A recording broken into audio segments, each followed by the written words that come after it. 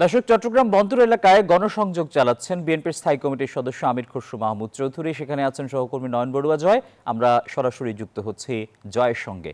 জয়, ধন্যবাদ আসিফ আপনাকে। আমরা একটু দেখাতে চাচ্ছি যে চট্টগ্রামের বন্দর বলতে যে চট্টগ্রাম 11 নম্বর আসনে 11 আসনে কিন্তু আমরা দেখতে পাচ্ছি এখানে গণসংযোগ চালাচ্ছেন।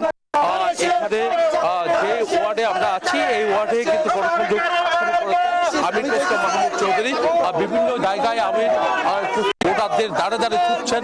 ভোটাররা কিন্তু আসলে আমির খসরু মাহমুদ চৌধুরীকে কিন্তু স্বাগত জানানোর জন্য অলি গলিতে কিন্তু অপেক্ষা করছেন। বাসা বাড়িতে পর্যন্ত কিন্তু গিয়ে কিন্তু ভোট চাচ্ছেন। ধানের শীষ প্রতীকের যেন বিজয় হয়, ধানের শীষ প্রতীকে রায় দেওয়ার জন্য কিন্তু এখানে আমির খসরু মাহমুদ চৌধুরী তার নেতৃবৃন্দদের নিয়ে সকাল থেকে গণসংযোগ চালাচ্ছেন। চট্টগ্রামে 16টি আসন রয়েছে।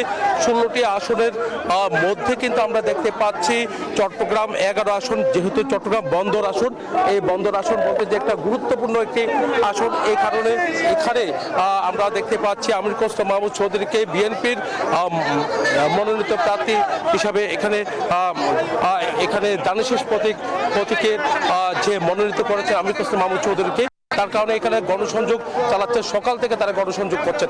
এই ছিল আমার এখানকার সর্বশেষ। ফিরে যাচ্ছে স্টুডিওতে আসিফ টিপুর কাছে। জয়, ধন্যবাদ আপনাকে।